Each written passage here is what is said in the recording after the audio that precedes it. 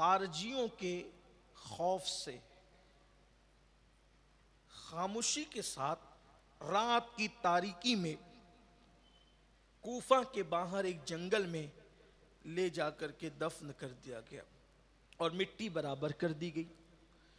جیسے عام طور پہ قبر بنائی جاتی ہے اونٹ کے کوہان کی طرح جو تھوڑی سی اونچی کر دی جاتی ہے پہچان کے لیے، ایسا کچھ نہیں کیا گیا، بلکہ وہ مٹی برابر کر دی گئی، مٹی برابر کر دی گئی اور کسی کو بتایا نہیں گیا اس خوف سے کہ کہیں خارجیوں کو معلوم ہو تو یہ جسد پاک کی بے حرمتی نہ کرے۔ صرف خاندان والوں کو پتا تھا اور کسی کو نہیں پتا تھا، اور خاندان کے لوگ وہاں آتے جاتے تھے، ایک نشان ان کا تھا۔ پھر بہت دنوں تک وہ سلسلہ جاری رہا، خاندان میں بات منتقل ہوتی رہی اور کسی کو نہیں بتایا گیا۔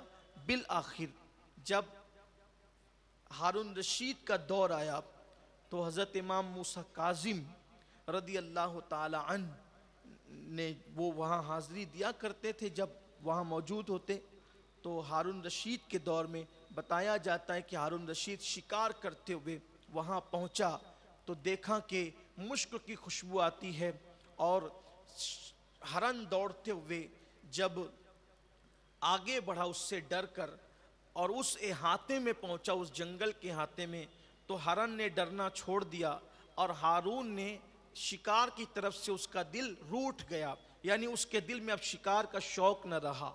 اور وہاں ایک بزرگ بیٹھے ہوئے تھے تو پوچھا کہ بابا آخر کیا خصوصیت اس جنگل کی کہ شکاری سے شکار ڈرتا نہیں اور شکاری شکار کرتا نہیں؟ اس بزرگ نے فرمایا کہ یہاں پر مولا علی کا مزار موجود ہے، اس مزار کی برکت سے اس جنگل کا یہ ماحول ہے۔ تو کہا کہ وہ مزار آپ بتا سکتے ہیں؟ تو کہا بتائیں گے، لیکن 100 اونٹ کی قربانی دینی ہوگی۔ بالآخر ہارون نے وعدہ کیا تو انہوں نے وہ مزار بتایا۔ تو کہا لوگ مجھ سے پوچھیں گے کہ یہ مزار بتایا کس نے، تو میں تو آپ کو جانتا نہیں، آپ کا نام نہیں جانتا، تو آپ کون ہے؟ تو آپ نے فرمایا کہ میں خضر علیہ السلام ہوں۔ سبحان اللہ، اور پھر اس طرح سے مولا مشکل کشا کا مزار ظاہر ہوا، اور بعد میں امام موسیٰ کاظم سے بھی اس کے متعلق پوچھا گیا تو آپ نے اس کی تصدیق فرمائی کہ ہاں یہ مزار یہیں پر ہے، اور وہ خاندانی طور پر بات چلی آ رہی تھی۔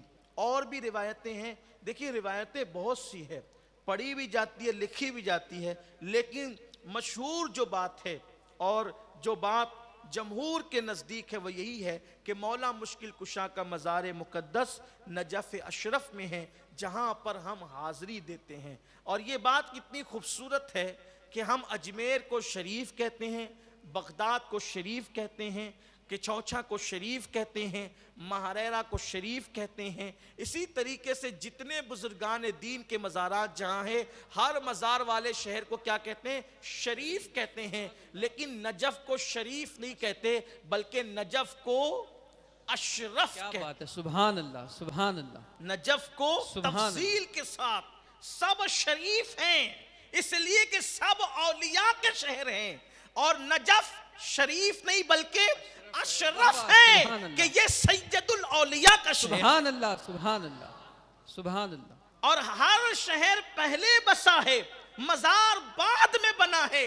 یہ نجف اشرف کی خصوصیت ہے کہ پہلے وہاں مزار بنا ہے، اس کے بعد علی پاک کے مزار کے صدقے میں شہر بسا۔ سبحان اللہ، سبحان اللہ۔